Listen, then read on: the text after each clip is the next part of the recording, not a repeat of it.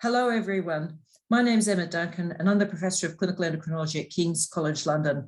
And as Tim is on holidays, it's my pleasure today to come and talk to you. And I'm really thrilled because last week, one of our papers was published and you might have heard about it on the news. So I thought today would be a really good time for us to talk through what the paper actually showed and to give people a chance to see it in depth. And can I just say, this type of research is only possible because of what you as the citizen scientist community have done. It is your input and it is your logging which has enabled us to do this research at this time of the biggest issue of the day, COVID-19. And to say thank you, because it really makes a difference to understanding this disease and what we need to do together as a community to go forward. So the paper itself looked at illness duration in children, and I've made some slides which I'm going to launch in just a second. The paper, there is a link both to the paper itself and to the appendix information, and that link will be put into the blog that accompanies this video. So this is a paper that was published in the Lancet Child and Adolescent Health last week. And what we did is that we looked at illness duration and symptom profile in children who'd become symptomatic of SARS-CoV-2. So these are children who fulfill the definition of having COVID-19. There were a number of co-authors, and I'd particularly like to highlight that one of my co-authors, Michael Absood, is a consultant in paediatric neurodisability and a senior clinical lecturer in the Department of Women's and Children's Health. So particularly qualified to be able to help address some of these issues, particularly about symptoms of neurodisability in children, which has been some of the criticisms that we've had on our paper. There are other paediatricians who are involved in this paper as well. So to now just talk through what we actually saw, if the screen will progress for me, which it was. So in adults, COVID-19 is usually a respiratory illness and it has a median duration of 11 days. And at the end of last year, and we mentioned this on the blog that we did, on the YouTube clip that we did a couple of weeks ago, the National Institute of Clinical Excellence categorised various duration of symptoms of COVID-19. So that acute COVID-19 is people who've been ill for up to 4 weeks. Ongoing symptomatic COVID-19, people who've had signs and symptoms of COVID-19 between 4 and 12 weeks. And the post-COVID-19 syndrome, individuals in whom signs and symptoms have developed during or after an infection which is consistent with COVID-19, which continue for more than 12 weeks and are not explained by an alternative diagnosis. And so these are currently the working diagnoses, particularly in adults. However, before we go on to talk about children, the paper that, again, is based on your logging and the research that you've participated in, that we published in, I think it was in October, November last year, with my colleague Carol Suja as the first author. In adults, and looking at the United Kingdom participants, 13.3% had illness duration that lasted more than 4 weeks, 4.5% had illness duration that lasted more than 8 weeks, and 2.6% had illness duration lasting more than 12 weeks. So I think that there's both some good news and some cautionary news in those figures. The good news is that many people do get better over time. The not so good news is that there's still a number of individuals who still have symptoms out to 12 weeks.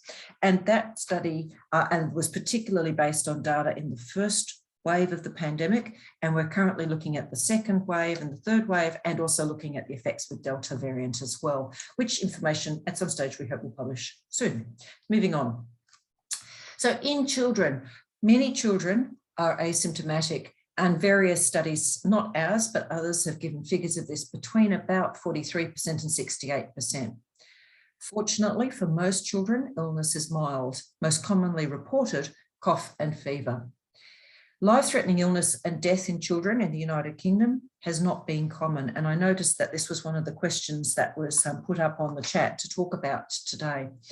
So if you look at those children who were admitted to hospital in England between the 19th of March of last year up to the 3rd of March of this year, nearly 1,600 children tested positive for SARS-CoV-2. However, I would just emphasise that they weren't necessarily admitted because of COVID-19. They could have been admitted with a broken leg or appendicitis or any other condition, but in the context of being admitted to hospital were tested. So we don't have figures that tell us how many children were admitted with COVID-19. We only have how many children in hospital ended up being tested for this. It is tragic when anybody dies of this illness. And in the United Kingdom, in data up to the 29th of January, there had been 29 children who had died of COVID-19, where this was listed on the death certificate. To contextualise this accounted for 0.6% of all causes deaths in the age group, and this is the age group up to 20, so it includes some young adults as well as children. What wasn't clear, though, at the time that we started our study was what was prolonged illness duration in children, and long COVID has not yet been defined in the same way that NICE is done for adults. That hasn't been done in children yet. However, both myself and some of my co-authors have been working with other colleagues, people in the CLOC study and various other people to come up and work towards being able to develop these types of definitions for children as well. And we wanted to know also, how did illness from SARS-CoV-2 compare with illness from other infections? Because this really provides us with the comparison. What do we see with COVID-19? What do we see with adenovirus, influenza, parainfluenza, rhinovirus? Because all of these respiratory illnesses also occur in children, although particularly over the winter of 2020 to 2021, we actually had far less of these circulating in the community than is usually the case compared to data from previous years, as you might expect with the effect of social distancing and of the lockdown in general. So that was the background. And I know that everybody who's busy watching this already knows everything about the COVID symptom study. So I'm not going to bother telling you too much about this, other than to say that this is an ethically approved study and you use a smartphone, you know all about this. And it is and remains the largest citizen science participatory study in the United Kingdom to date. So thank you. And as you know, you can report for other people like your spouse, like your children, like your elderly relatives as well. However, you may or may not have noticed this, we don't actually solicit, when I say we, I mean Zoe, but the information is not actually solicited between who you are and who you are proxy reporting for. So in September of last year, we were given governance to be able to use the proxy reported information for children. And this is important because the children weren't consented directly, they were indirectly consented, and we needed to make sure that this was satisfactory from an ethics point of view, and we received approval to be able to use this data, because you don't ever do research without having appropriate ethics approval, at least not in my books, you don't. Anyway, at about that time also, schools reopened, and as you know, we then went into the next waves of the pandemic. On the 29th of December of last year, the UK had its peak UK SARS-CoV-2 positive specimen date receipt day. And so this gave us a reason for why we did the cut points that we did in terms of the data analysis and how long we monitored people for after this. The other thing that was different about the waves at the end of 2020 in comparison to the one at the start of 2020 was that at the start of 2020, there weren't very many, many people who were sick but stayed in the community weren't tested. Testing was predominantly performed for individuals who were poorly enough to seek medical care, and in particular, individuals who were poorly enough to attend hospital. But in contrast, testing became much more available as people developed testing kits and as production got ramped up and so forth and so on. So people who had fever, cough, and or anosmia, which is loss of smell, were able to get tested in the latter parts of 2020 and the beginning of 2021, which was not the case earlier on in the pandemic.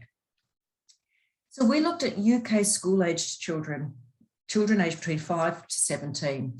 So, and we split them into two groups, although we do report the data as a whole. Children aged 5 to 11, corresponding largely to children who are within primary school, and older children aged 12 to 17, and acknowledging that not all 16 and 17-year-olds attend school. We considered the data until the 22nd of February, which corresponds to 8 weeks after the peak specimen date in the United Kingdom.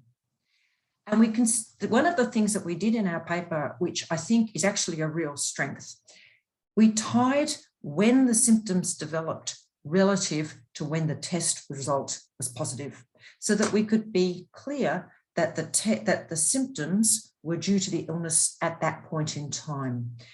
One of the criticisms that we've had has been logged in the Twitter sphere is, well, what about the other people? And the answer is we actually provide all the information for those other people and how they compare to the people who we were able to take forward in the study in the appendix on supplementary table 4, I think. I can check that at a later stage when I haven't got the slides up. But we very much made sure it is important to make sure you look at people whom you don't include as well as people whom you do include. And we have all of that comparison information in the appendices if people want to go and have a check. So we then, as I said, made sure that the symptoms corresponded to the testing. And we looked at those symptoms which had previously been associated with SARS-CoV-2. Now, these were predominantly informed by adults' data, and I'll come back to that at a later point.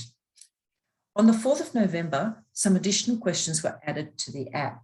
Now, we didn't use those in our main analysis because we would end up, because only some people were asked these questions and not everybody asked these questions, we would end up falsely reporting these results lower than they should have been. But we provide all of the information from these additional questions, again, in the appendix. And this was an analysis that we pre-planned, and we did it at the same time that we did the main analysis for all of the symptoms on all of the cohort.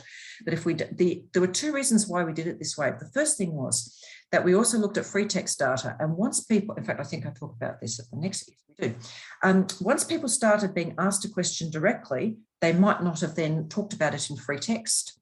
And the second thing was, as I mentioned, that we would end up with one group of people who were asked X number of questions and another group of people who were asked Y lot of questions, and we'd end up comparing not so much apples and oranges, but maybe nectarines and peaches. But anyway, they weren't quite, we would not have been looking at quite the same data set. However, we provide all of the information from free text, and we provide all of the information from the additional questions so that people can make up their own mind.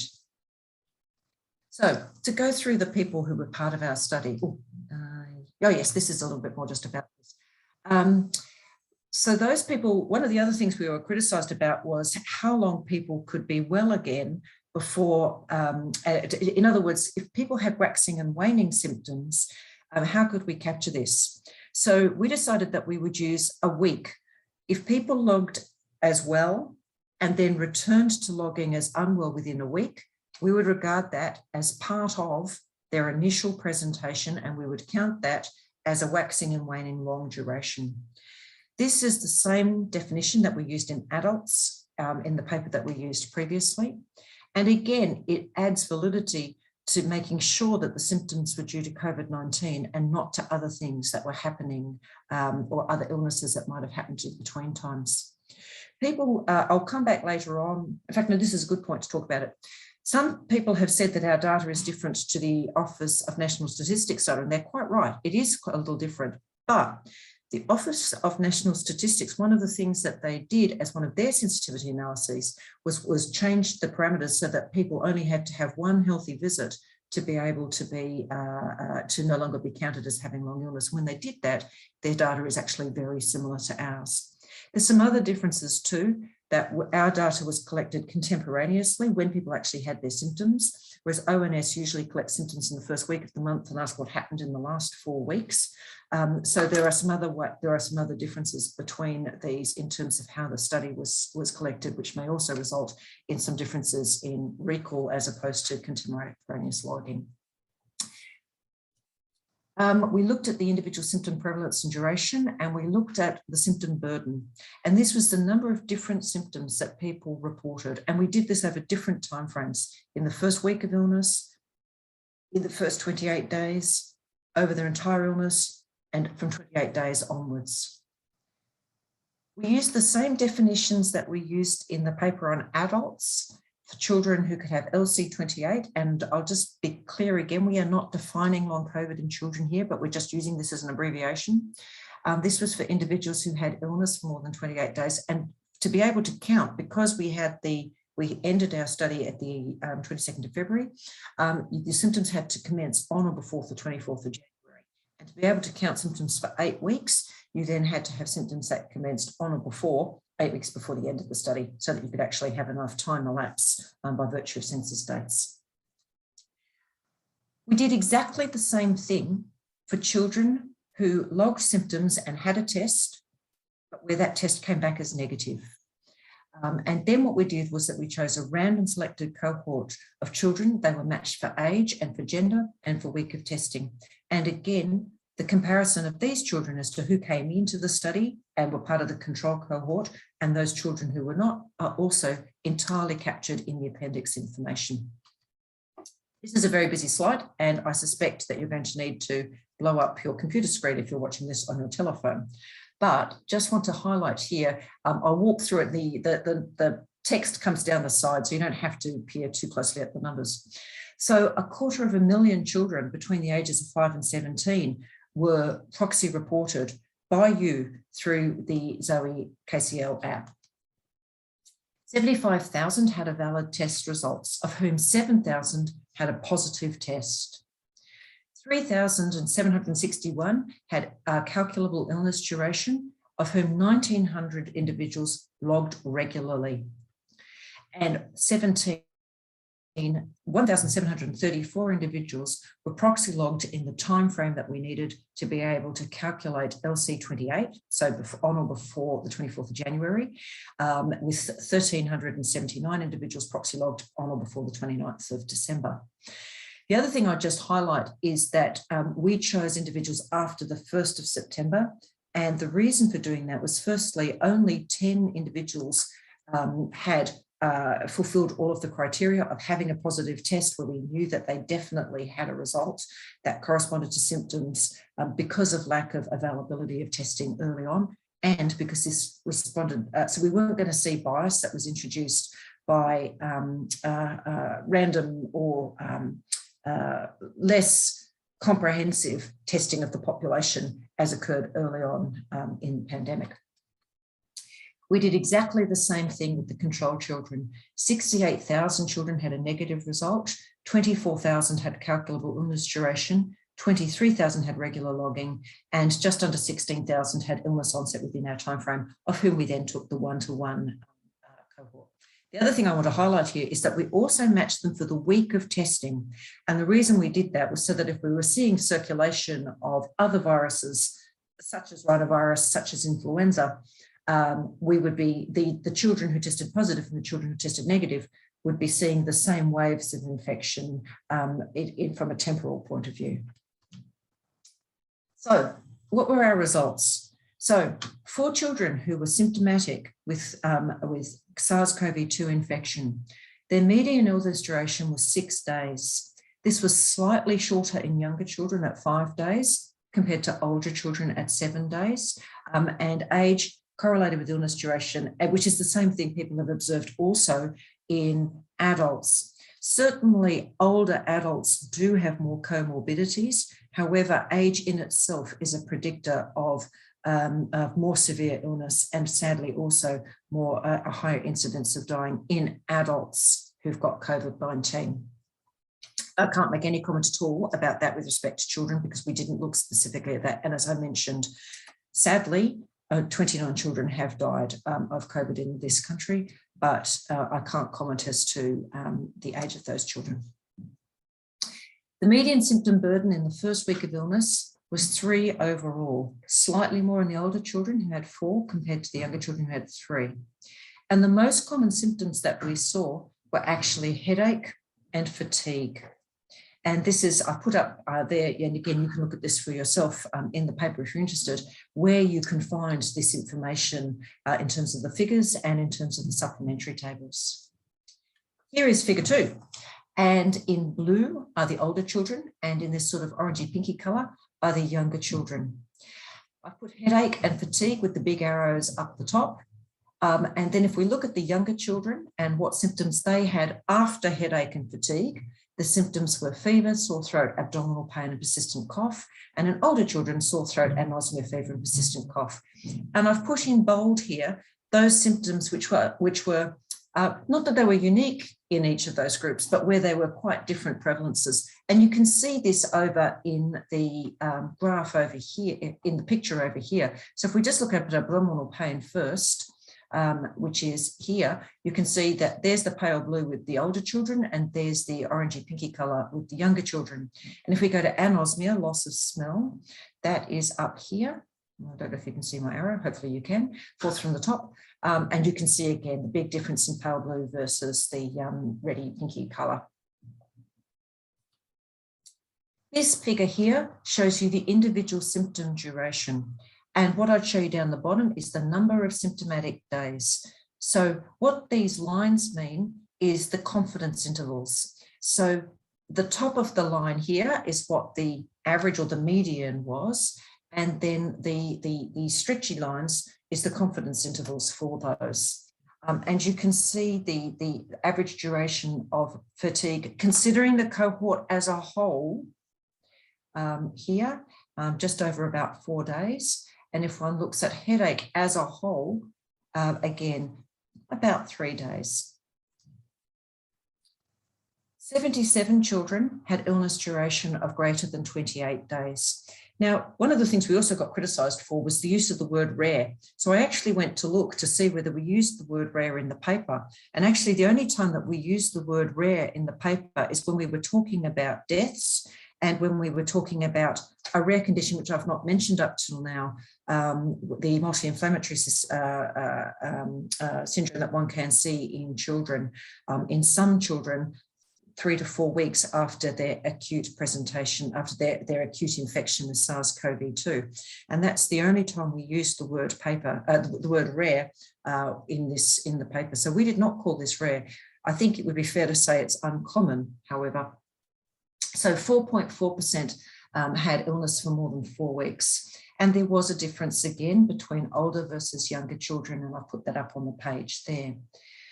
On average, these children had 6 symptoms in their first week and 8 symptoms over their entire illness. But by the time they got out to day 28, the median number of symptoms was actually 2. That was 3 in younger children and 1 in the older children. So these children do not seem to be getting more and more symptoms with time. In fact, there was less of that going on.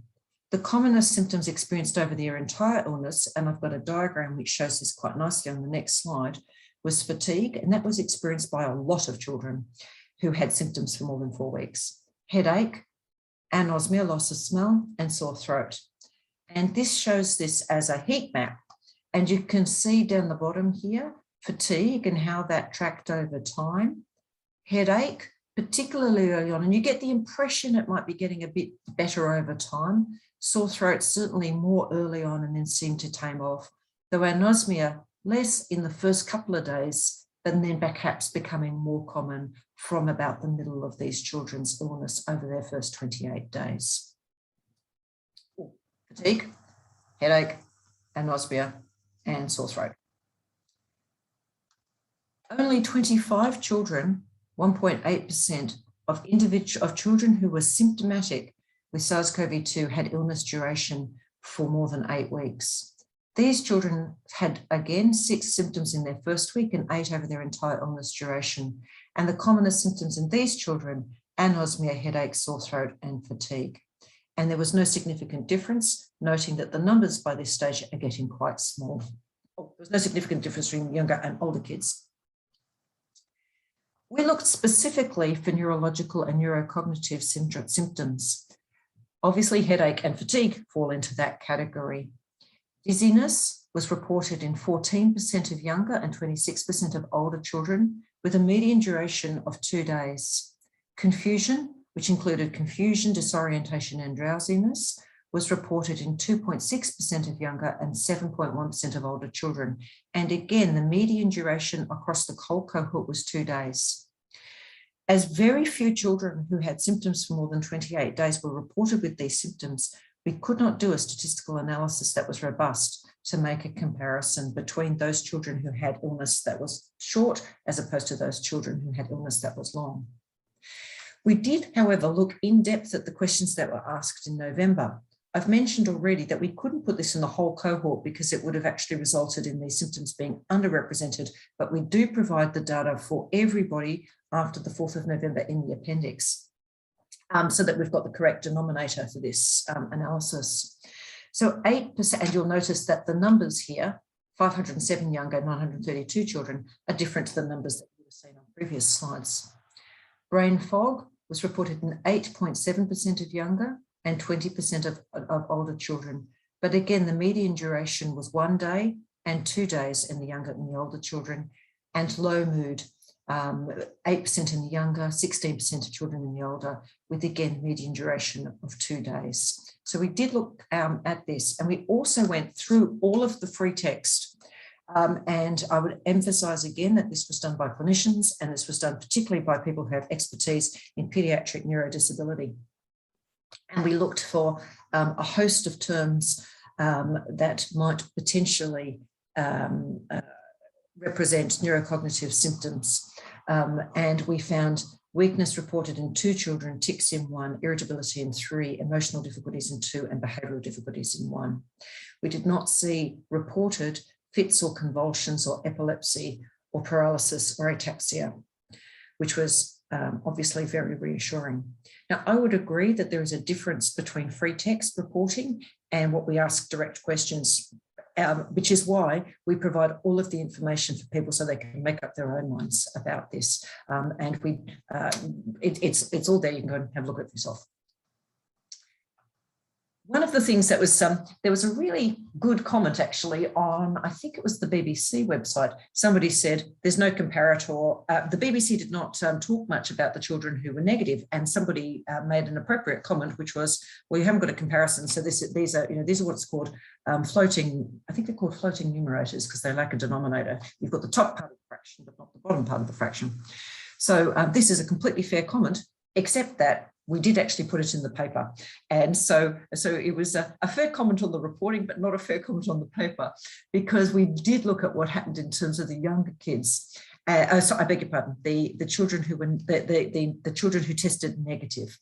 So for those children, their median illness duration was 3 days. This was shorter compared to children who actually had COVID-19. And I've put the data for the children with COVID-19 in the pale grey there, so just as to remind you.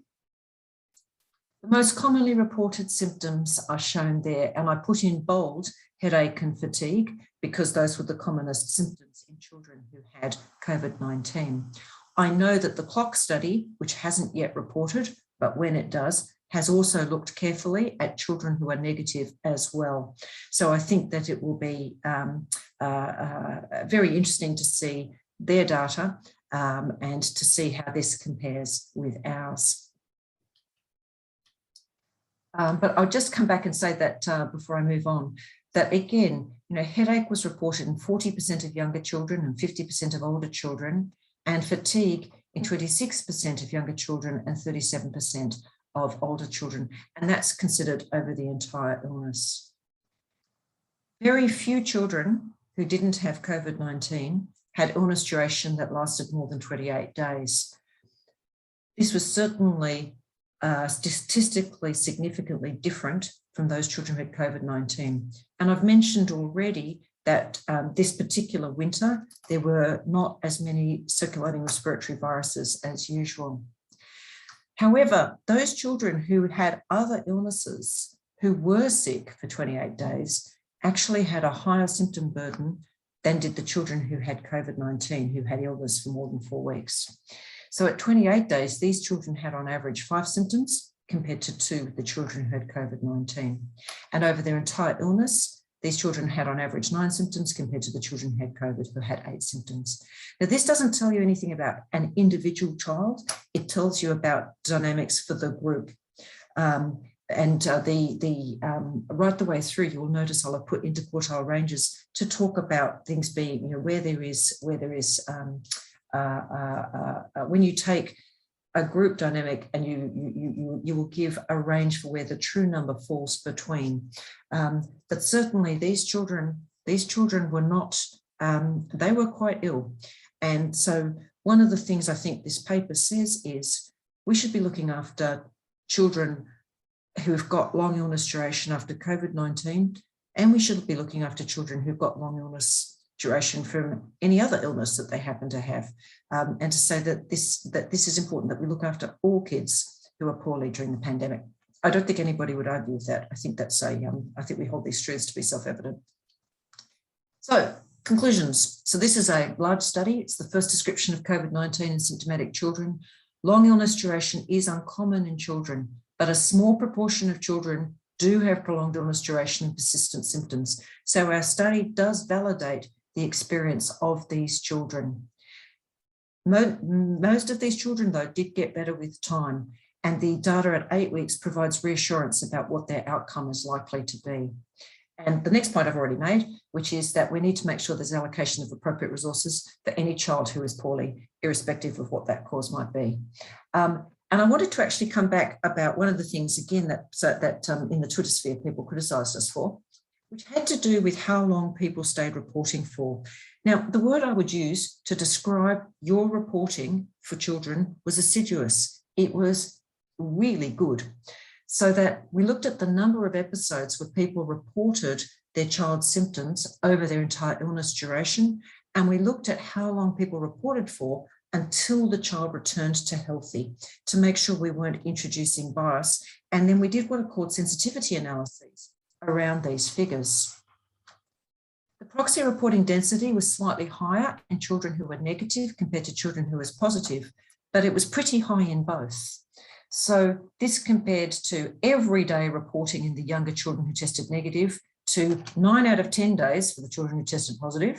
And if we looked at the older kids, every day for the children who tested negative, and 4 out of 5 days for the children who tested positive. And there was, and we are mindful, and we make a comment specifically about this in the paper, that because these children did have shorter illness duration if they tested negative, as I've mentioned, 3 days in the negative kids, 6 days in the positive kids, there is the possibility that that shorter illness duration might have contributed to this, and we highlight that as a potential why there might be a slight difference. Nonetheless, 9 out of 10 days being reported and 4 out of 5 days being reported is actually extremely good reporting density, and nobody would have fallen out from the study on those basis. And we looked at the persistence. This is a bit busy, so I'll just walk you through this. People did actually report more persistently until things were better in the negative children. So we looked and said, well, what happens if you're positive and you didn't report a healthy log? What happened? So when we did this, the median illness duration did not change, and the long COVID prevalence actually decreased to 3.5%. But this was within the confidence intervals that we had calculated for the entire cohort. So if we only included children who logged until everybody was healthy again, then actually the prevalence went down very slightly. If we included those children who logged for the first 4 weeks and then, so they fulfilled the diagnosis of having illness for more than 28 days, and we included those, but there were some children who stopped logging a little earlier, the long COVID prevalence was calculated at 49%. But this too was within the confidence intervals that we calculated for the data as a whole. So it didn't actually alter the figures within the confidence intervals that we calculated using the cohort as a whole. And I think that's actually almost everything that I wanted to talk about today with respect to that. Some of the questions included, so there were some questions on vaccination in children, and I think we're actually going to have a special session on this in 2 weeks' time or 3 weeks, whatever, in the very near future. I won't say something specific in terms of timing with respect to that. My own personal view is that I think it's wonderful that that vaccination has now been made available for children who are 16 and 17, and for children who are younger than that, who are at particular risk of having serious illness. Our data does not directly address the question of vaccination. However, I do know that from the data that we have in adults, and which I'm sure many of you are familiar with, if you are unfortunate enough to contract COVID-19 after, and to become infected with SARS-CoV-2 after vaccination, noting that that some people unfortunately still get become infected, the duration of you become less sick, you're less likely to need to go to hospital, you're less likely to die, but you're also less likely to have long duration of symptoms. We don't know whether this is true in children, but one of the studies we're hoping to do, using again data logged by yourself, is to see what happens with children as vaccination starts being rolled out to younger individuals. And already we're going to be able to look at that in children who are 16 and 17 because it's now available. And I would again urge you to continue to proxy report for the children who are in your lives, because that will help us to answer these questions. Do I have any thoughts as to why children are less susceptible to COVID than adults? So what I would say is that I think it's really interesting that I don't think we have any data that they are less likely to get infected. I think it's more that they are less likely to get ill. And I think that this isn't the only illness for which this is the case. And I think the other thing that this isn't the only illness for which children have a shorter duration on average compared to older people. And as somebody who is now over 21 myself, I certainly notice how quickly my kids bounce back compared to me. Moving on. Claire mentioned that they've been tested on children 12 and above. She would recommend implementing them. Would I agree with this? And the answer is yes, because although again, I'll just put a caveat there, which is that I'd be the first to admit that our data, that this particular data doesn't address this question. Although children are often asymptomatic or often have a relatively mild illness, children go home to their parents, to their aunts and uncles, to their grandparents, to the lady next door, to the person who's in the shop down the street. So I think anything that we can do to reduce community transmission will benefit the community as a whole, as long as these are safe for the individuals in whom it's being, in whom vaccination is occurring. So, and that's where I think the data that you log is extremely helpful. And I think that's actually, everything that's on my question list. So at this point in the story, I am going to say thank you very much for continuing to log daily. I think, I hope that I've said this enough during this particular YouTube clip, but if not, I'm just going to say it again. Your contributions are invaluable and they're absolutely crucial to enable us to continue this research. And I'm extremely grateful for every single person who logs data and helps us to understand this illness better. And I apparently need to say, please remember to like and subscribe and to hit the notification bell if you'd like to be informed as soon as this video goes live. And just before I get cut off, I do want to just mention that we're also hoping in the next couple of weeks to have a special YouTube clip and blog, particularly relating to pregnancy. And I'm going to be joined by my colleague, Professor Laura McGee.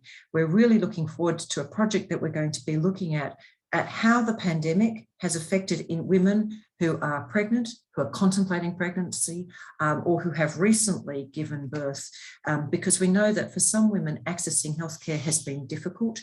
Well, let's rephrase that. Accessing healthcare has been different during the pandemic.